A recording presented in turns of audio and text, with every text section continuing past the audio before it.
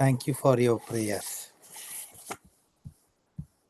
आप सभी को शुभ संध्या। बहुत बहुत धन्यवाद भाई इनोस, आपने तो में मदद किया और आप सबके साथ मिल करके वचन का अध्ययन करने के लिए बड़े आशीष के कारण है, इसलिए परमेश्वर का धन्यवाद हो। Yeah, so we are continuing in our study. You know, the topic of our study is powerless without prayer in the book of Acts.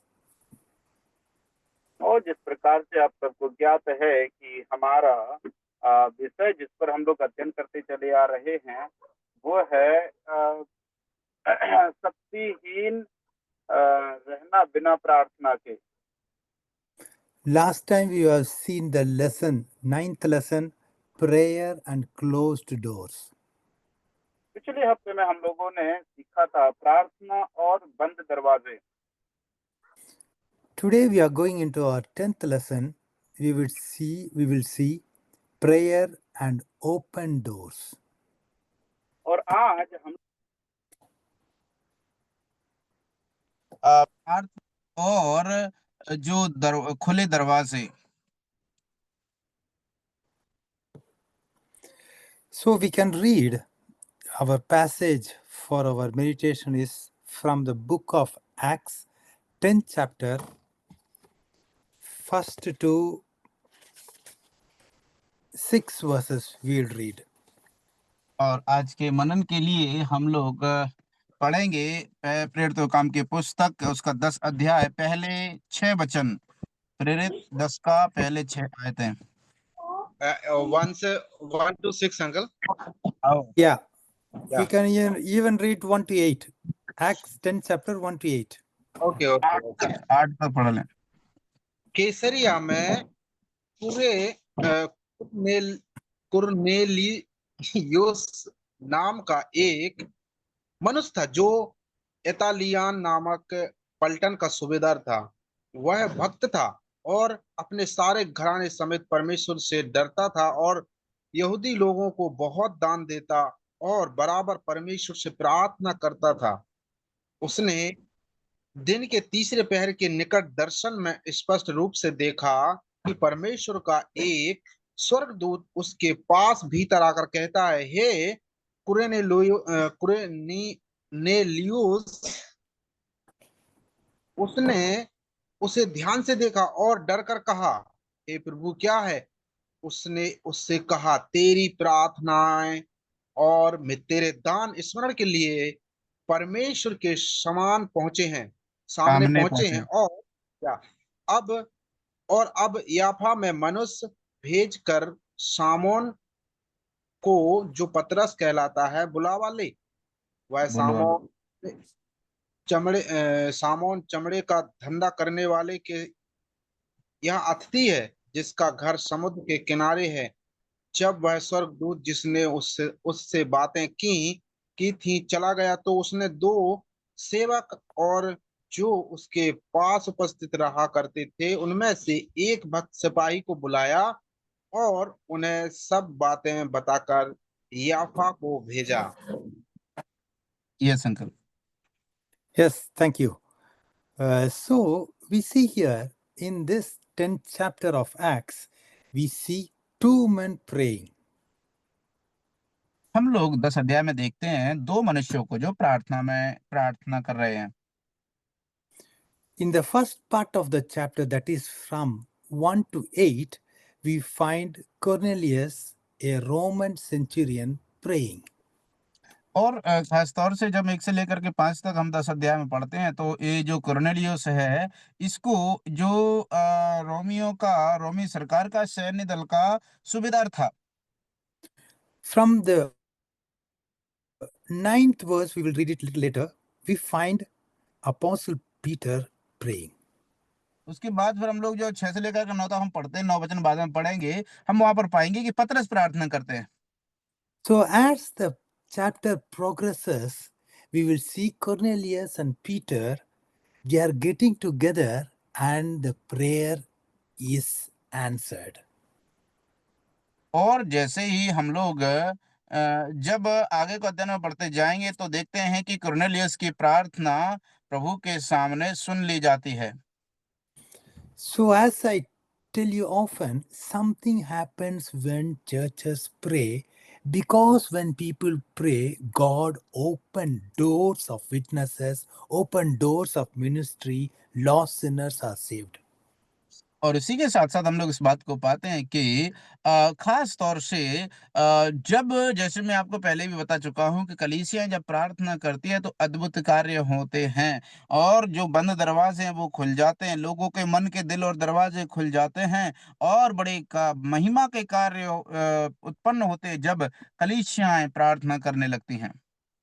So, here in this 10th chapter, the first and second verse we read about Cornelius. He was not a converted man.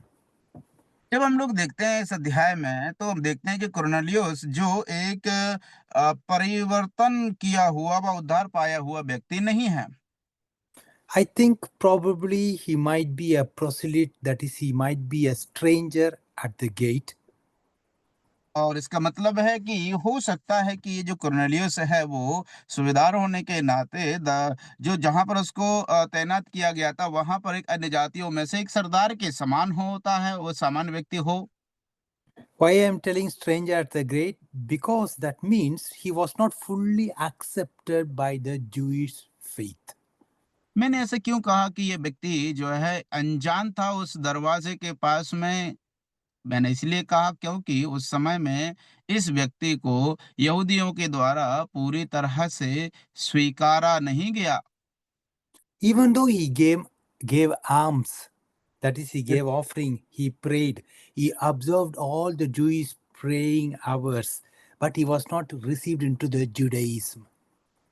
लेकिन हम लोग इस बात को पाते हैं कि ये व्यक्ति यहूदियों में उसको स्वीकार नहीं किया गया था, यद्यपि वो दान भी दिया करता था, दशमांश भी दिया करता था और जो भी दूसरों की मदद भी किया करता था आर्थिक रूप से, लेकिन फिर भी वो उनमें स्वीकारा नहीं गया था। And also, this Cornelius, he knew that the Roman religion was wrong and the Roman people were worshipping a false god. So, this Cornelius was seeking the truth.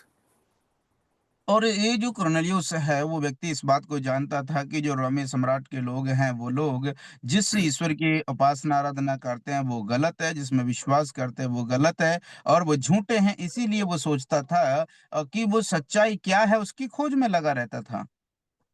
So, he wanted to know how to be saved. That is what we read from 3rd verse to 6th verse. He saw in a vision which was clearly explained to him.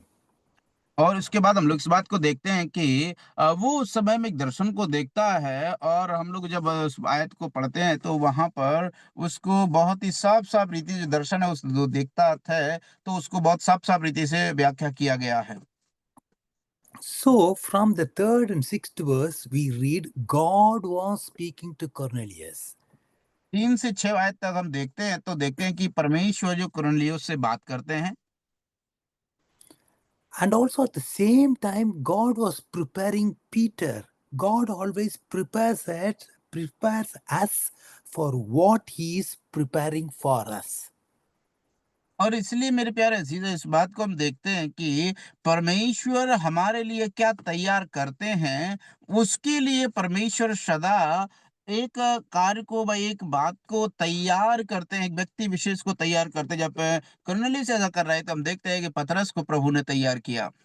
So now we will read from the 10th verse, from the 9th verse till 20th verse. We will see how God was preparing Peter. और अभी हम लोग जो है उसी के 10 अध्याय का 9 आयत से लेकर के 20वीं आयत तक पढ़ेंगे और हम देखेंगे कि किस प्रकार से परमेश्वर ने पतरस को तैयार किया।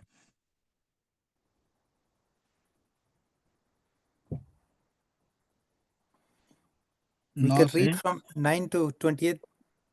9 Thank से 20 तक पढ़िए, कोई पढ़ सकते हैं। कितना बोले भैया? जब वे चलते चलते नगर के पास पहुंचे तो दोपहर के निकट पतरस छत पर प्रार्थना करने चढ़ा। उसे भूख लगी और कुछ खाना चाहता था, परंतु जब वे तैयारी कर रहे थे तो वह बेसुध हो गया और उसने देखा कि आकाश खुल गया और एक पात्र बड़ी चादर के समान चारों कोने से लटकता हुआ पृथ्वी की ओर उतर रहा है, जिसमें पृथ्वी के सब प्रकार के चौपाए और रेंगने वाले जंतु और आकाश के पक्षी थे। उसे एक ऐसा शब्द सुनाई दिया, हे पतरस, उठ, मार और खा। परंतु पतरस ने कहा, नहीं प्रभु, कदापि नहीं, क्योंकि मैंने कभी कोई अपवित्र या अशुद्ध वस्तु नहीं खाई है। फिर दूसरी बार उसे शब्द सुनाई दिया, जो कुछ परमेश्वर ने शुद्ध ठहराया है उसे तू अशुद्ध मत कह। 3 बार ऐसा ही हुआ। तब तुरंत वह पात्र आकाश पर उठा लिया गया। जब पतरस अपने मन में दुविधा में था कि यह दर्शन जो मैंने देखा वह क्या हो सकता है, तो देखो, वे मनुष्य जिसे कुरनेलियुस ने भेजा था सामोन के घर का पता लगाकर द्वार पर आ खड़े हुए और पुकारकर पूछने लगे, क्या सामोन जो पतरस कहलाता है यही अतिथि है? पतरस तो उस दर्शन पर सोच ही रहा था कि आत्मा ने उससे कहा, देख, 3 मनुष्य तेरे खोज में हैं, अतः उठकर नीचे जा और निसंकोच उसके साथ हो ले, क्योंकि मैं ही ने उन्हें भेजा है। 20 तक। हाँ, Yes. yes, uncle. See the red. Thank you.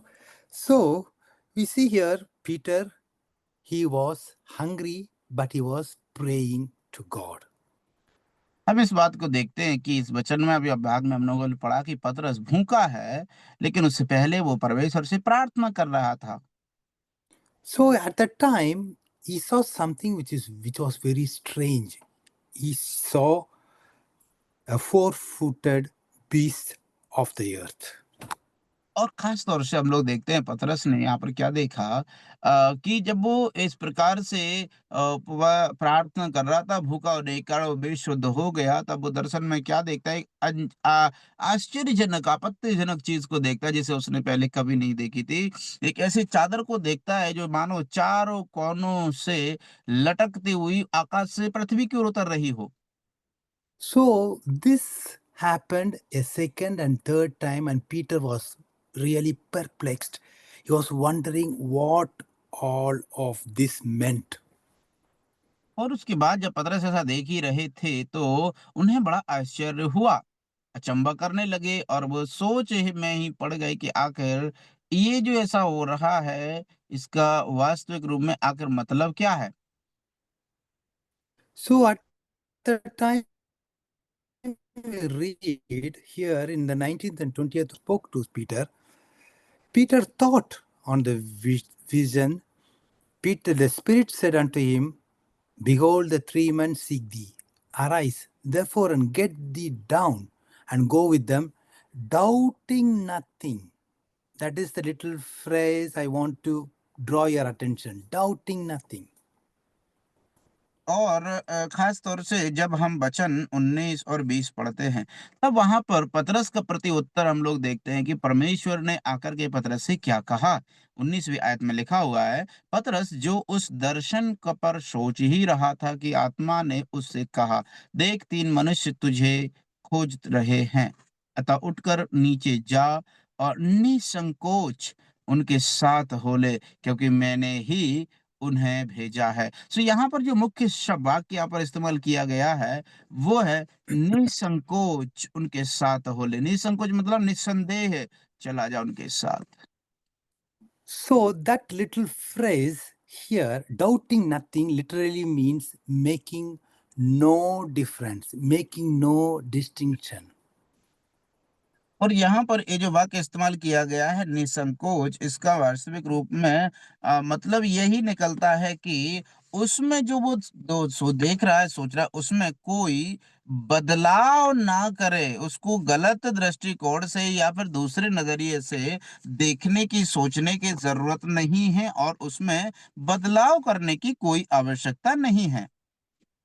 So why doubting nothing, making no difference? Because they were all Gentiles and Peter was a Jew. और So आखिर as a Jew, he has to go there to share God's gospel, to get the doors opened by God. और देखिए मेरे प्यारे अजीज, हम लोग यहाँ पर क्या देखते हैं कि परमेश्वर की आत्मा ने उससे क्यों आखिर ऐसा कहा कि तू जा करके जो है तू जा निसंकोच, निसंदेह, मतलब कोई संदेह ना करना। क्यों? क्योंकि परमेश्वर चाहते थे कि वो उनके लिए भी एक रास्ता खुले, ताकि वो भी लोग भी उसको जानने पाए। So I will just try to draw your attention first of all to the Peter's praying. He was praying there on the housetop, and it might be noontide there. We do not know what is the time, but one thing, when he was praying, he was hungry. मैं आप लोगों का ध्यान खास तौर से पतरस की प्रार्थना की ओर खींचना चाहता हूँ। हम इस बात को देखते हैं कि वो वहां पर उस घर में थे और एक छत पर जाकर के वो फिर वहां पर प्रार्थना कर रहे थे और उनको भूख लगी थी। लेकिन हम देखते हैं कि वो लगभग वैसा हो सकता है कि शायद कि वो समय जो है वो समय दोपहर का समय हो सकता है। But his hunger reminded me of something which Jesus said in John 4th chapter, 34th and 35th verse. There he told, "My food is to do the will of him that sent me." खास तौर से ये बात मुझे प्रभु के वचन में वचन को स्मरण दिलाते, जो स्वयं प्रभु यीशु मसीह ने कहा है कि वो कहते हैं कि मेरा भोजन यही है कि जिसने मुझे भेजा है मैं उसकी इच्छा को व उस कार्य को पूरा करूं। So I do not know for what reason Peter was praying, but God was showing to Peter, be careful, there is going to be a great harvest. और हम देखते हैं कि पतरस कैसे प्रार्थना कर रहा था और किस बात के लिए, हम इस बात को तो नहीं जानते हैं। लेकिन यहाँ पर प्रभु का वचन उस स्मरण दिलाता है कि सावधान रहो, सावधान रहो, सचेत रहो, क्योंकि जो ऐसा कर रहे हो इसका तुम बहुत अच्छा कटनी काटोगे, बहुत अच्छा फल काटोगे। The word of God does not tell us what was the reason, what was he praying for, but I think he might be praying for the lost souls, and God is showing him there is going to be a harvest. और मैं समझता हूँ कि हम इस बात को हम लोग नहीं जानते कि वास्तव में पतरस आखिर प्रार्थना किसके लिए कर रहा था। लेकिन ऐसा अनुमान लगाया जा सकता है कि हो सकता है पतरस जो है अन्य जातियों के लिए व उनके उद्धार के लिए प्रार्थना कर रहा हो, और परमेश्वर ने उन्हें स्मरण दिलाया कि ऐसा करने से तुम जो है एक बहुत बड़ी फसल काटने वाले हो। I also want to remember and remind you that here when Peter was praying, it was 6th hour. It reminds us the 6th hour when Jesus was crucified, darkness covered the earth. We read that in Mark 15 chapter 33rd verse. मरकुस 15 का 33 आयत में जब हम पढ़ते हैं तो वहां पर ये जो पतरस जो प्रार्थना कर रहे थे, वो लगभग छठवें पहर की बात है। और बाइबल के अंदर मरकुस के पुस्तक में जब हम आते हैं तो वहां पर वो लिखा गया है कि वो छठवां घंटा है, वो जो घंटा अंधकार का, घोर अंधकार का समय माना जाता है। So I think that Peter was thinking about those 3 hours when the Lord Jesus Christ hung on the cross and he gave his life for the whole world, and he was praying, Lord, help us to reach out and win more people.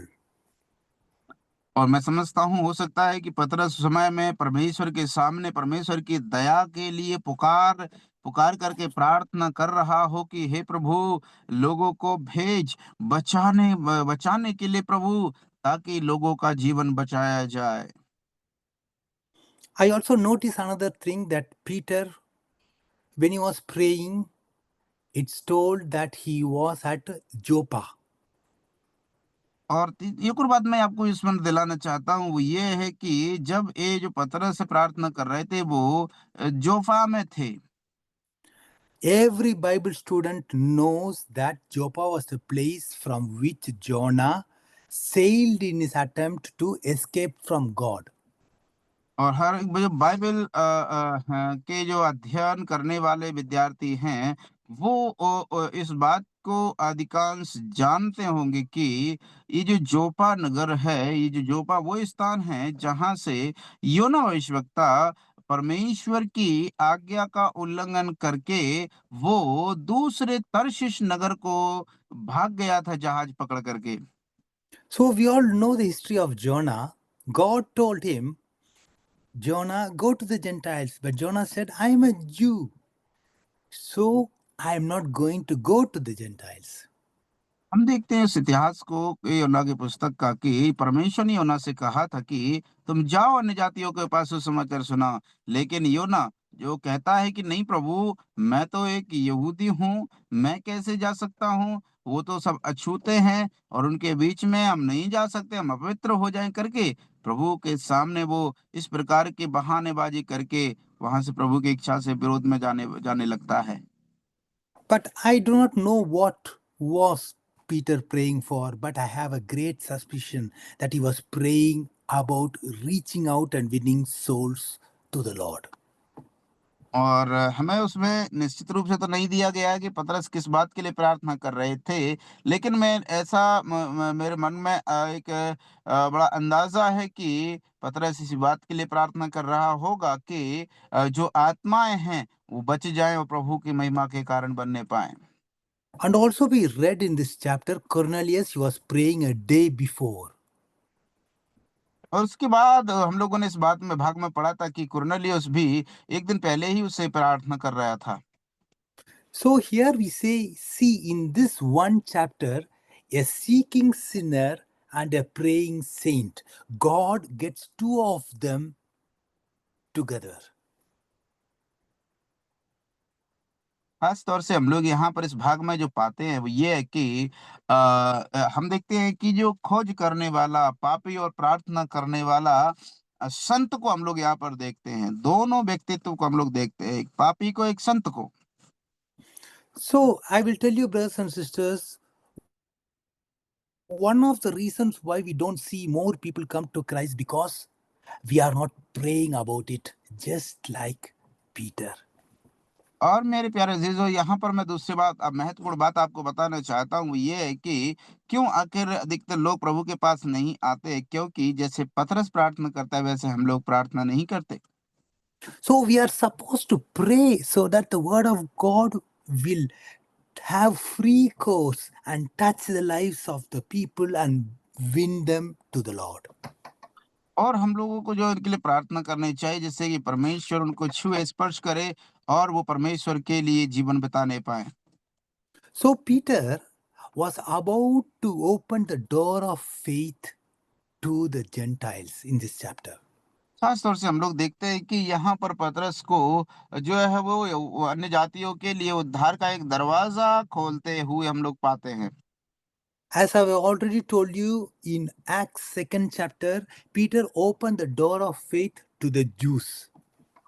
और जैसे कि मैंने आपको 2 अध्याय में पहले बता दिया था कि पतरस ने ही यहूदियों के लिए उद्धार के द्वार खोले हैं।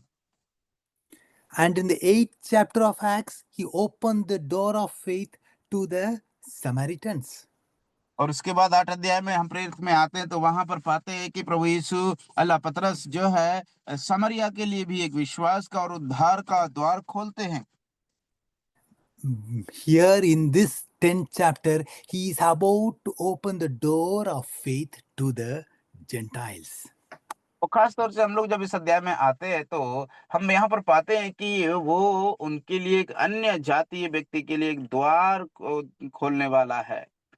So God gave Peter the keys of the kingdom. He did not give Peter the keys to heaven or the keys to hell, but the keys of the kingdom.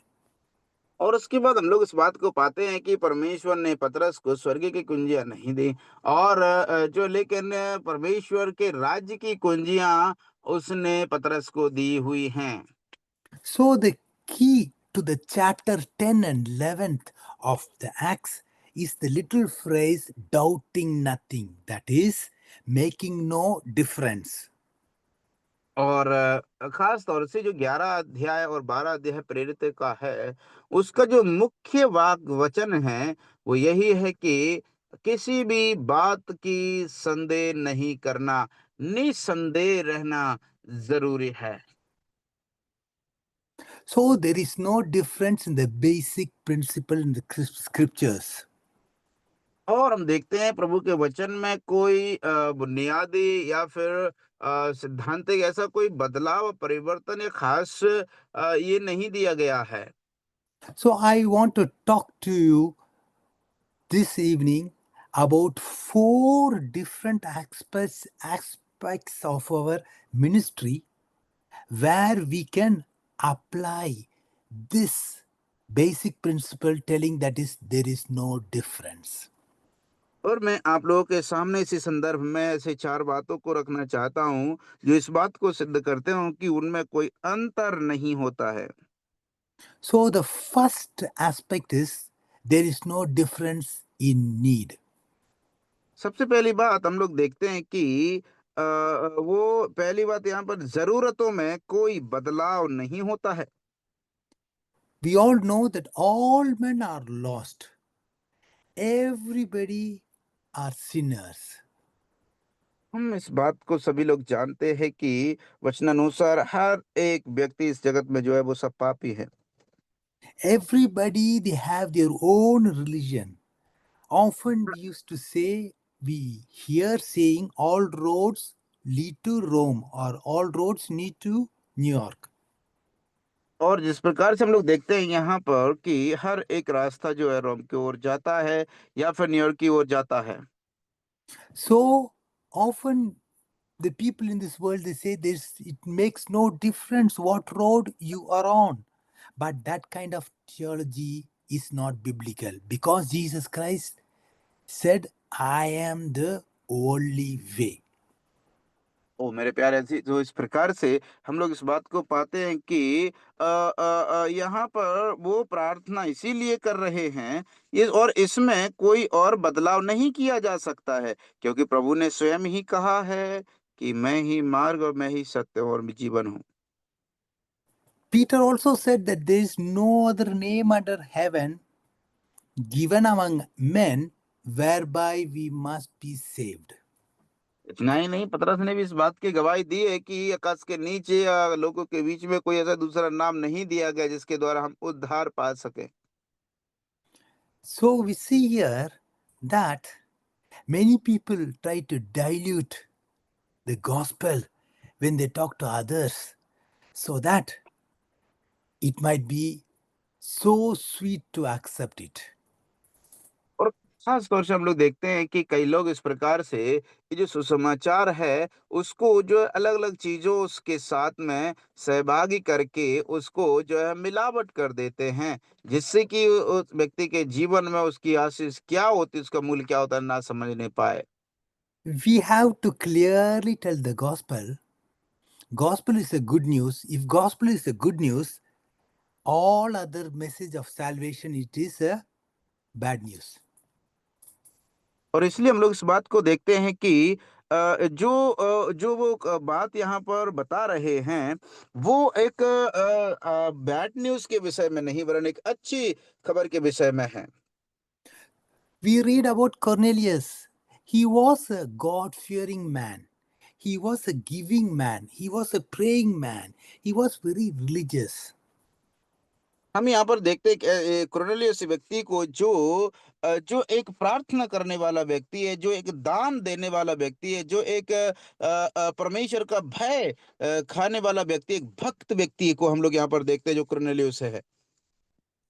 If any sincere religion can save us, then Cornelius, he does not need to meet Peter and he does not need to hear his message. खास तौर से मान के चलो, हम लोग से यहाँ से समझते हैं कि अगर मान के चलो कि अगर कोई और धर्म भी हमें जो है बचा सकते हैं व बचा देंगे, तो हमें कुरनेलियुस को आवश्यकता नहीं थी कि वो पतरस के द्वारा प्रभु का वचन को सीखे सुने। We read in the 11th chapter of Acts, 14th verse, we see how Peter had told what all happened to him, to Cornelius, how angel came and everything, explained to him, and he even shared the gospel so that he might be saved. और खास तौर से जब 11 का 40 में हम आते पतरस को पाते हैं कि पतरस ने इस कुरनेलियुस से वो सारी घटना कह सुनाई, जो घटना और जो बातें उसके साथ स्वप्न में हुई थी, कि क्या क्या दूत ने आकर के पतरस से कहा, और साथ ही साथ पतरस ने उसको प्रभु का वचन व सुसमाचार भी सुनाया, ताकि उसका भी जीवन बच जाए और वो भी उद्धार पाले। So we see here there is no difference in the need. All men are lost, all men need the gospel. और इसलिए हम लोग यहाँ पर देखते हैं कि ये जो जरूरत है, जरूरत में कोई बदलाव या फिर कोई अंतर नहीं है, क्योंकि सबके सब मनुष्य पापी हैं और सबके सब मनुष्य विनाश की ओर जा रहे हैं। Now we will go into a second aspect. There is no difference in the method. और अभी हम लोग जो है जो दूसरी बात है, उसको अभी हम लोग सीखने वाले हैं कि उसमें जो रखा गया है, जो तरीका का, पहली बात जरूरत में, नीड में कोई अंतर नहीं होता है, दूसरा तरीके में कोई अंतर नहीं है।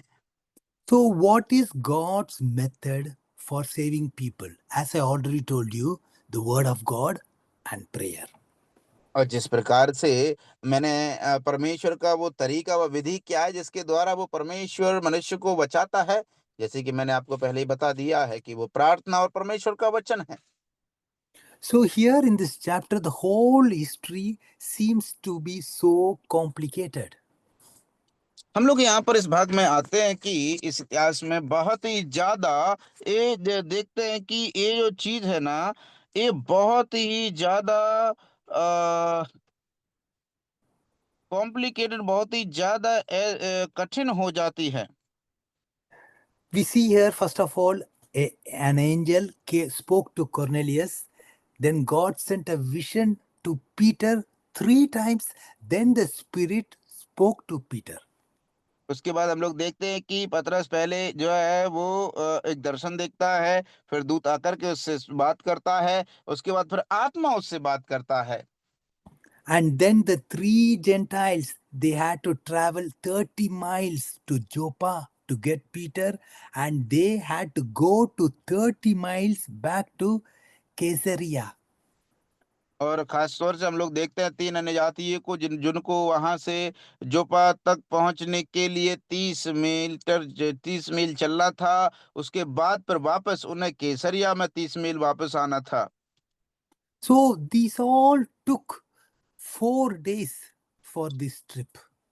और इसको पूरा करने के लिए 4 दिन लग गए हैं।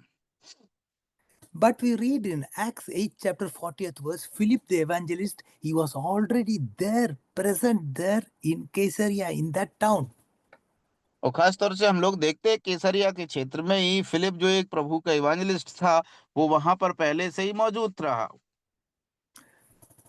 But he could have met Cornelius and explained it to him how to be saved, or else God could have sent the angel to save Cornelius.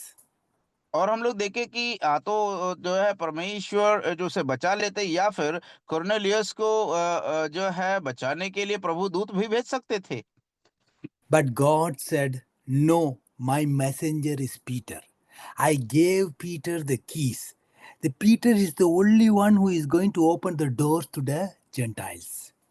और मेरे प्यारे अजीजों, यहाँ पर प्रभु ने कहा नहीं, मैं ऐसा नहीं करने वाला, क्योंकि पतरस ही मेरा वो दूत है जिसको मैंने उसके अपने राज्य की कुंजियां दी है, और वो ही व्यक्ति है जो अन्य जातियों के लिए द्वार खोलने वाला है। And also we have to see that angels, they can't preach the word of God. God has not given them that power. He has given to us that power to share the word of God. और मेरे प्यारे अजीजों, खास तौर से हम लोग देखते हैं कि जो स्वर्गदूत हैं वो सुसमाचार नहीं सुना सकते हैं, क्योंकि वो शक्ति, वो सामर्थ प्रभु ने उन्हें नहीं दी, और वो सामर्थ हमें दी है कि हम लोगों को प्रभु का सुसमाचार सुनाएं। So now we'll go into our third aspect. There is no difference in the message. इसलिए अभी हम लोग देखते हैं कि तीसरा जो विधि है वो है उसमें उसकी जो संदेश में कोई अंतर नहीं था। पहला, जरूरत में कोई अंतर नहीं। दूसरा, हम लोग देखते हैं कि उसका विधि में कोई अंतर नहीं। और तीसरा, हम लोग देखते हैं कि जो उसके संदेश में कोई अंतर नहीं था। So Peter was used by God to bring the message because he was a praying Christian and also he was a burdened Christian. खास तौर से हम लोग देखते हैं कि पतरस को प्रार्थना के रूप में हम लोग देखते हैं, लेकिन प्रभु उन्हें भेजते हैं और उनको बुलाया जाता है क्योंकि वो एक प्रार्थना करने वाला एक मसीही व्यक्ति था। So we can see here what was Peter's message. We can read here in this 43rd and 44th verse, Acts 10, 43rd and 44th verse. 33 और 43 और 43 से लेकर के 43-44 आयतों को हम लोग प्रेरित की पुस्तक 10 का पढ़ सकते हैं, जहां पर हम लोग देखते हैं कि पतरस का कैसा प्रचार था और कैसी बात थी। उसकी सब भविष्यवक्ता गवाही देते हैं कि जो कोई उस पर विश्वास करेगा उसको उसके नाम के द्वारा पापों की क्षमा मिलेगी। पतरस ये बातें कह ही रहा था कि पवित्र आत्मा वचन के सब सुनने वाले पर उतरा। बस। Thank you. So here Peter wonderfully explains the gospel, saying that Jesus Christ is the Son of God. He died for our sins, and he asked them, all of them, to believe that gospel. और हम लोग यहाँ पर देखते हैं कि पतरस जो है बहुत ही साफ तरीके से सुसमाचार को यहाँ पर वो व्याख्या करते हैं, वर्णन करते हैं, और कहते हैं कि वो उनको आह्वान करते हैं कि वो भी प्रभु का वचन पर विश्वास करें और उनका भी जीवन बच जाए। So when Peter told clearly that gospel, when he spoke these words, the Holy Spirit fell on all of them who heard the word. They believed and they were और saved. और उसके बाद हम लोग देखते हैं प्यारे अजीजों कि जब पतरस से बातें कही रहा था तो पवित्र आत्मा वचन के सुनने वालों पर उतरा और उनका जीवन बचाया गया। So Peter's Jewish friends, when they saw that, they were amazed to see that the Gentiles could be saved simply by faith without first becoming Jews.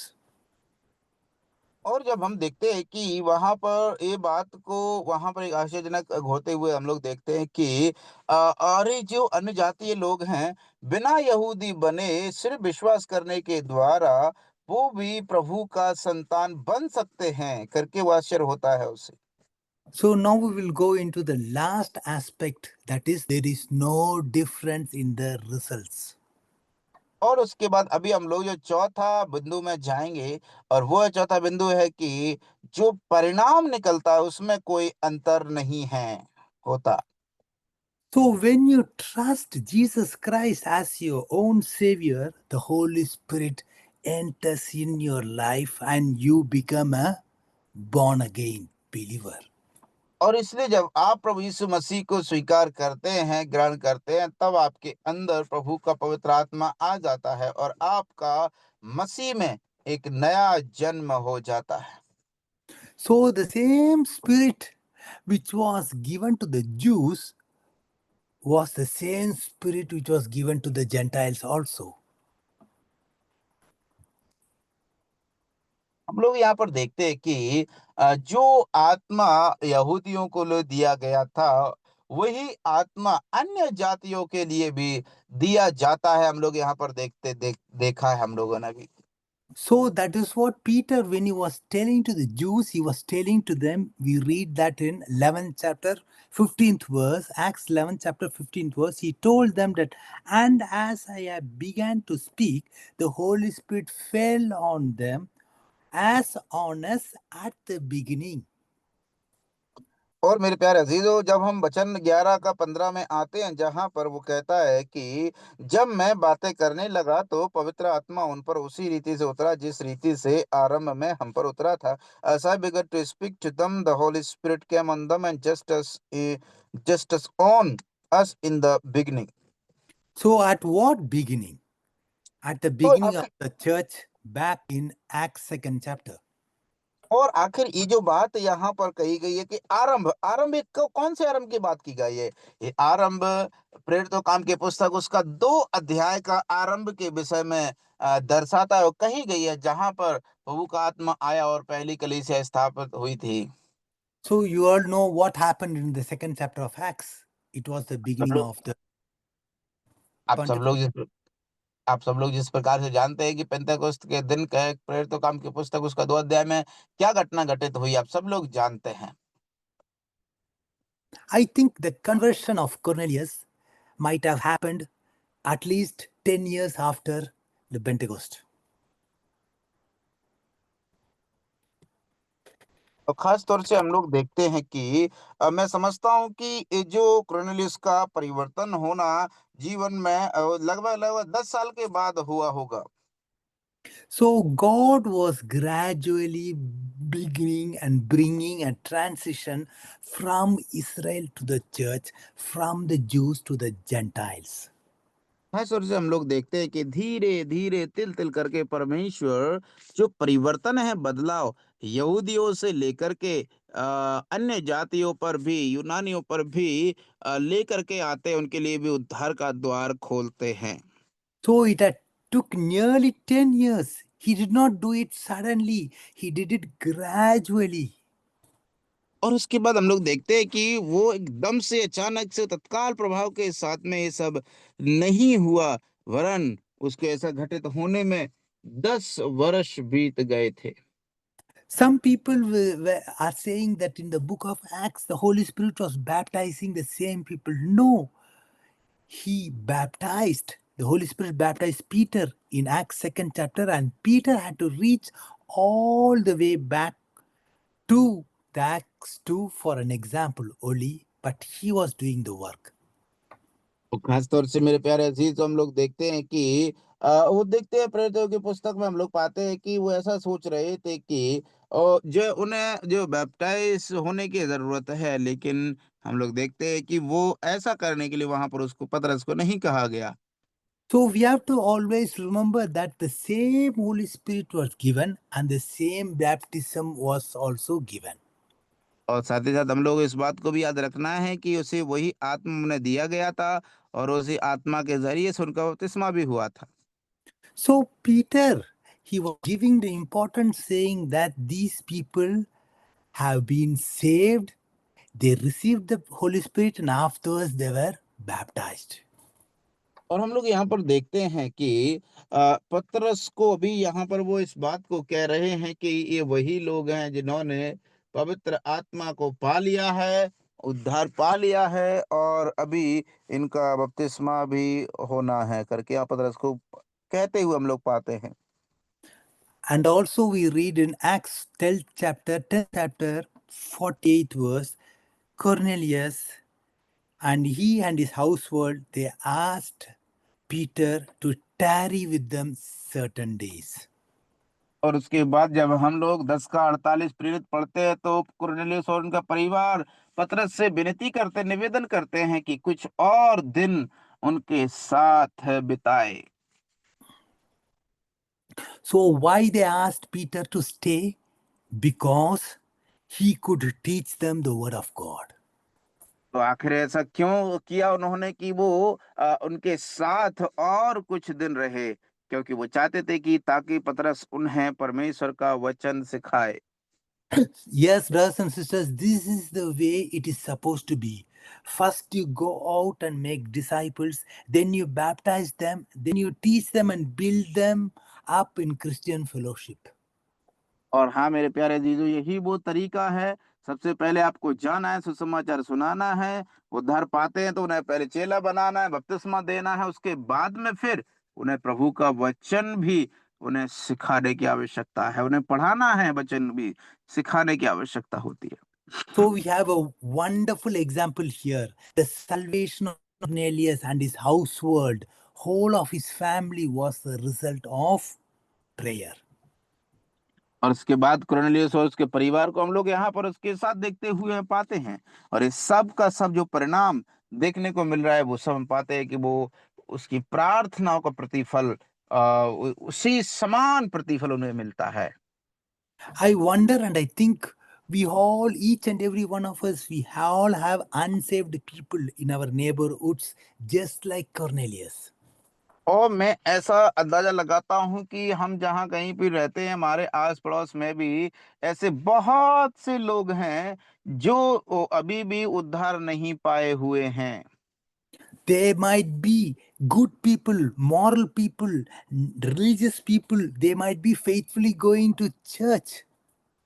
और हो सकता है कि वो व्यक्ति जो है वो लोग बहुत ही ज्यादा जो है अच्छे व्यक्ति होंगे, अच्छे स्वभाव के व्यक्ति होंगे, हो सकता है वो कलीसियाओं में भी जाया करते होंगे, But they might not be saved. They might be nice neighbors, but I think they might be praying, "Oh God, send someone to show me how to be saved."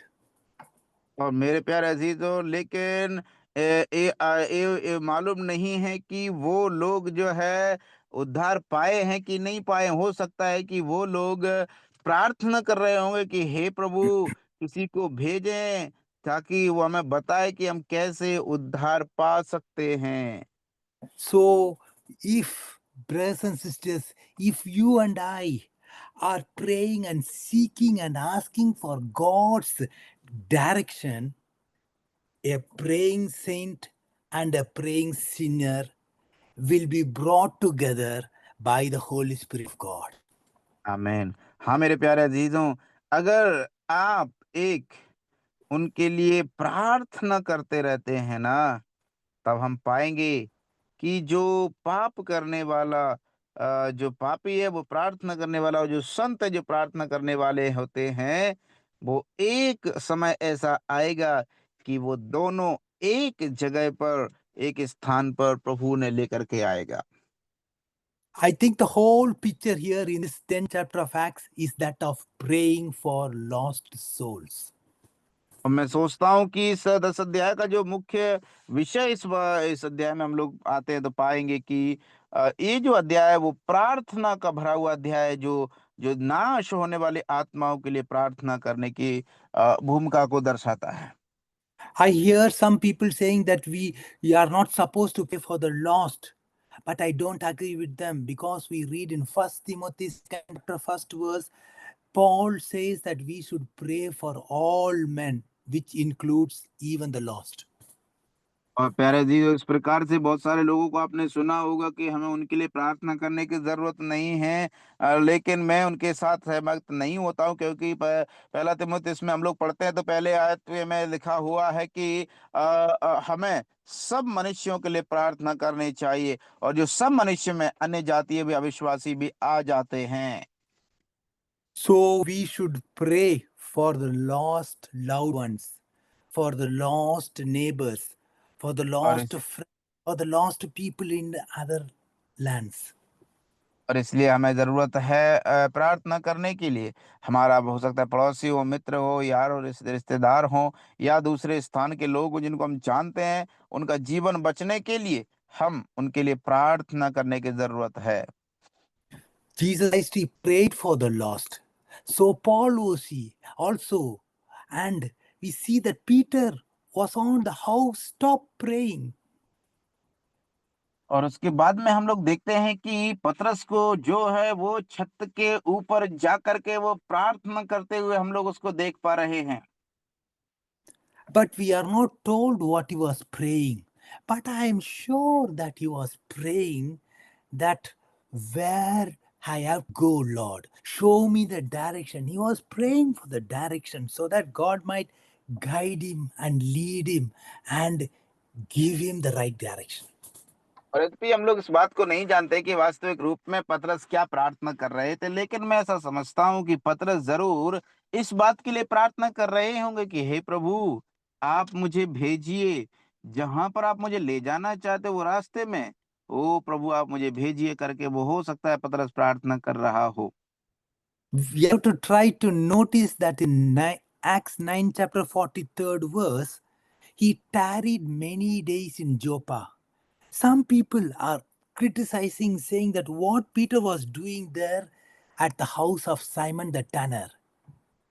और उसके बाद में हम लोग इस बात को पाते हैं प्रिय अजीजों की, जब नौका हम लोग 43 में आते तो देखते हैं कि वो और कुछ दिन जोपा में बना रहा और उन्हें प्रभु का वचन सिखाता रहा। Many people might be criticizing, saying that he should be busy going here and there to share God's word, but he was staying there at that place. और हम लोग इस बात को देखते हैं कि बहुत सारे लोगों ने हो सकता है ऐसा भी सोचा होगा कि अरे ये जो इधर उधर बहुत भागता रहता है, लेकिन हम लोग देखते हैं कि उसके बजाय वो वहीं पर उन्हीं के स्थानों पर वो रुका रहा।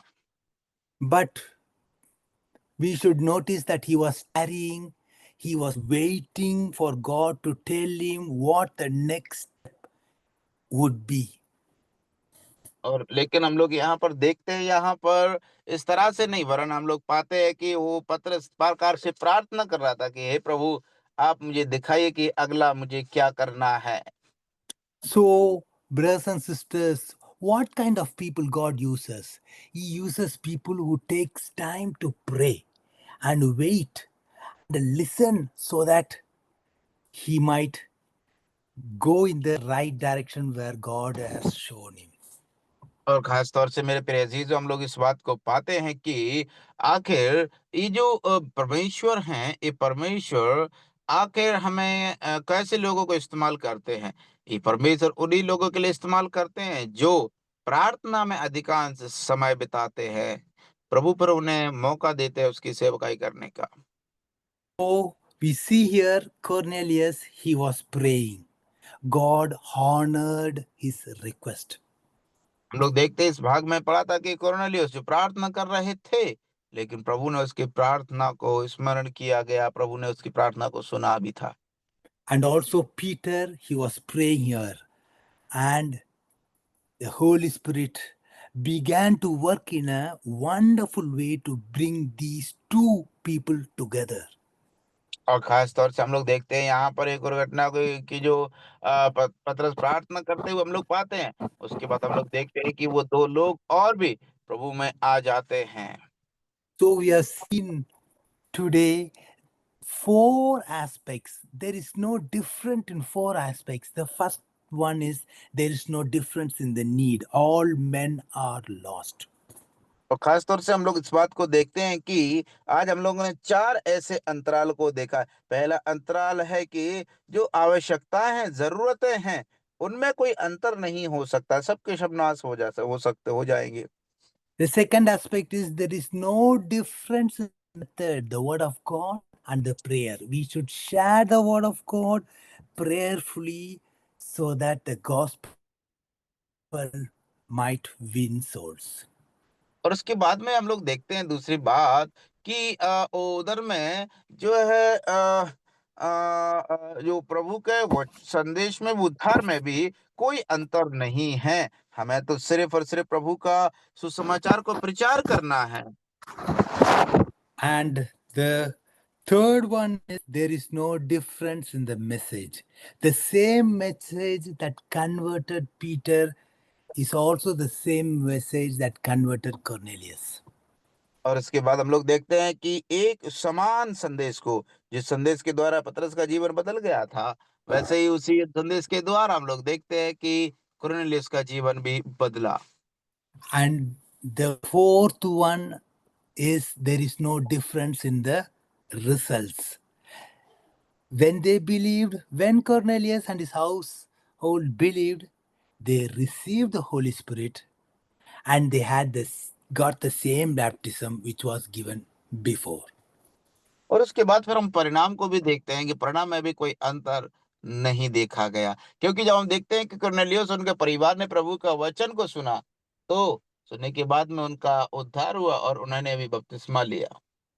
So we have to notice here that these people were saved before they were baptized. और हम लोग देखते हैं कि ये वो लोग थे जो बपतिस्मा लेने से पहले अपने जीवन को जी रहे थे। So we have to be very careful. We should not say that baptism will save us. और But इसलिए हमें इस चीज की यस अंकल yes, continue. और इसलिए इस बात को हमको समझना बहुत जरूरी है कि कभी भी यदि कोई भी इस प्रकार से हमसे कहते हैं कि बपतिस्मा ही काफी है उद्धार पाने के लिए, तो हमको उनका सही से नम्रता के साथ जवाब देने की जरूरत है कि ये गलत है। But we believe that the saved people, they ought to be baptized. लेकिन हम इस बात को पढ़ते हैं, विश्वास करते हैं कि वो जिन्होंने उद्धार पाले उन्हें बपतिस्मा लेने की सख्त आवश्यकता होती है। So these people, they were saved. They had got the Holy Spirit and they were also baptized, magnifying God. और उसके बाद हम लोग देखते हैं कि लोग वो हैं जिन्होंने उनका वचन को ग्रहण किया, बपतिस्मा लिया और प्रभु की प्रशंसा का कारण बने। So may God help us to pray so that God might open the doors of faith to lost sinners. और प्रभु हमारी सहायता करे और भी ऐसे रास्ते खोले जिससे कि जो नाश होने वाली आत्मा है वो बचाई जा सके। May the gospel reach out to the lost people and so that it might change their life for his glory. Amen. आमीन। और प्रभु हमारी सहायता करे कि खास तौर से उसका जो वचन है, जो समाचार है, वो हर एक व्यक्ति तक पहुंचने पाए, जिसके द्वारा उनका भी जीवन बच जाए और वो परमेश्वर की महिमा का कारण बनने पाए। आमीन। प्रभु हमारी सहायता करे।